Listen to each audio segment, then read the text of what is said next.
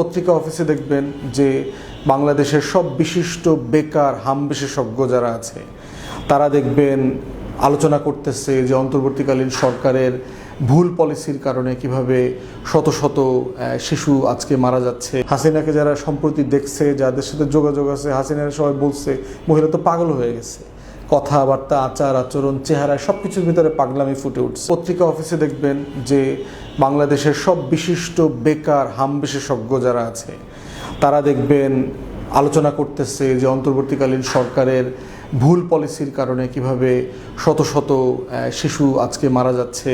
Doctor Yunus তার স্বাস্থ্য উপদেষ্টার বিচার হওয়া দরকার, মামলা পর্যন্ত করবার চেষ্টা করা হয়েছে।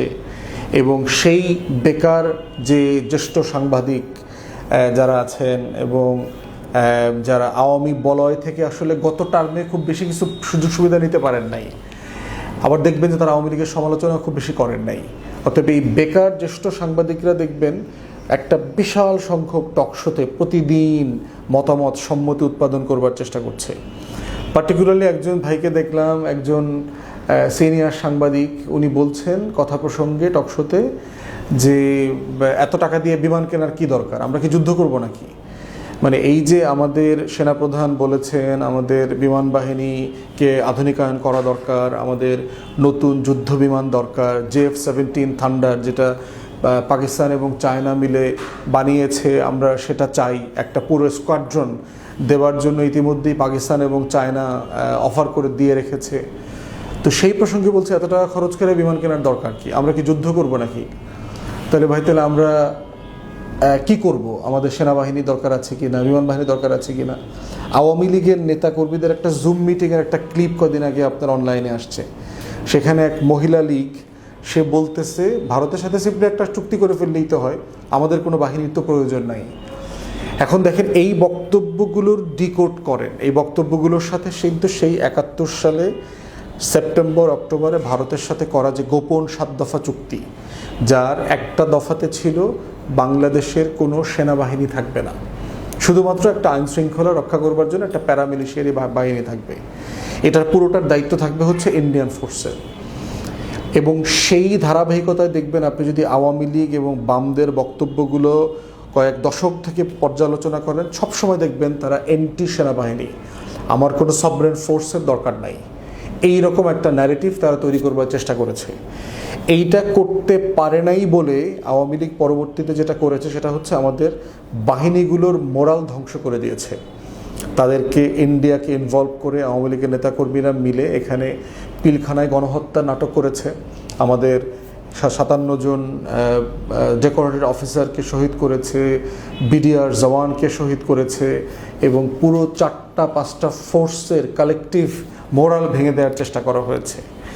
একইভাবে দেখেন আমাদের পুরো ফোর্সেসগুলোকে কিভাবে ব্যবসা বাণিজ্যের টাকায় ঢুকিয়ে দেওয়া হয়েছে। তাদেরকে ব্যাংক, বিভাগ, গরু ছাগল ফার্ম, তারপরে মিষ্টির দোকান, মুরগির দোকান, পেট্রোল পাম্প, বাসের ব্যবসা, হেন কোনো ব্যবসা নাই, হোটেল, রেস্টুরেন্ট, তারপরে রিসোর্ট, যা আমাদের এই বাহিনীগুলো করে না। প্রত্যেকটা বাহিনী বাংলাদেশের সবচেয়ে বড় কর্পোরেশন। ইন্ডিভিজুয়ালি যদি দেখেন তাহলে রাষ্ট্রের টাকায় আমরা যে সভরেন ফোর্স আমরা মেনটেন করি, সেটার পারপাস হচ্ছে তাদেরকে ব্যাটেল প্রিপেয়ারনেস করে রাখা, যুদ্ধের প্রস্তুতি নিয়ে রাখা। এই ফোর্সগুলোকে এই জন্যই আমরা রাখি, রাষ্ট্র রাখে সভরেন ফোর্স, এবং তাদের সমস্ত খরচ রাষ্ট্রকে বিয়ার করতে হবে তার ট্যাক্স পেয়ারদের টাকা দিয়ে। তাদেরকে দিয়ে ব্যবসা করানো, পৃথিবীর কোনো প্রফেশনাল আর্মি ব্যবসা করে না। ইন্ডিয়া দেখেন কে করে, পাকিস্তান করে, তুরস্ক করে, মিশর করে, যেখানে আর্মিগুলো এখনও প্রফেশনাল হয়ে ওঠে নাই। পৃথিবীর ম্যাচিওর ডেমোক্রেসিগুলোতে যান, নেটো কান্ট্রিগুলোতে যান, আপনি দেখবেন যে অধিকাংশ স্ট্যান্ডিং মিলিটারি তারা ব্যবসা বাণিজ্যের সাথে ইনভলভ না। ব্যবসা করতে চাইলে পোশাক খুলে রিটায়ারমেন্টে এসে আপনি ব্যবসা করেন, আপনার জমির ব্যবসা করা দরকার, ব্যাংকের ব্যবসা করা দরকার, ট্রাস্ট ব্যাংক করা দরকার, এসকেএস টাওয়ার করা দরকার, শপিং মল করা দরকার, করেন। তাহলে এই যে পরিকল্পিতভাবে এই যে বয়ানটা তৈরি করা হয়েছে, এবং এই বয়ানের আলোকে আমার বাহিনীগুলোকে একইভাবে নষ্ট করে দেওয়ার যত পরিকল্পনা, মোরাল নষ্ট করে দেওয়া, চরিত্র নষ্ট করে দেওয়া, ভারতে বিনামূল্যে ট্রিটমেন্টের জন্য আমার অফিসারকে নিয়ে যাওয়া হচ্ছে, শুধু ট্রিটমেন্ট দিচ্ছে, বউ পোলাপান ছেলে মেয়ে। আজকের আমার 6জন ডিজিএফআই চিফ ভারতে পালাইছে, তাদেরকে সেনাবাহিনীর যে আবাসন জায়গা আছে সেখানে তাদেরকে রাখতে দিয়েছে। এগুলো খুব স্বাভাবিক ঘটনা। একই বয়ান যে আমি কার সাথে যুদ্ধ করব, কি করব, কেন দরকার যুদ্ধ করার। এবং ভারতের যে মিলিটারি স্ট্র্যাটেজি আছে সেখানে তার ইস্টার্ন ফ্ল্যাঙ্কে মানে ভারতের পূর্ব সীমান্তে বিমান বাহিনী দ্বারা আক্রান্ত হবার ঝুঁকি শূন্য লেখা আছে। তার মানে ভারত একটা নিরাপদ পূর্ব দিগন্ত পেয়েছে, তার এখানে কোনো ঝুঁকি নাই। মানে আওয়ামী লীগের বাংলাদেশ পেয়েছে তারা একটা ভ্যাসেল স্টেট পাইছে যেখান থেকে তার ন্যূনতম ঝুঁকি নাই। তাহলে এই যে বয়ানগুলা গত কয়েক সপ্তাহ থেকে দেখছে, আওয়ামী লীগ কি আসলে ফিরতে পারবে?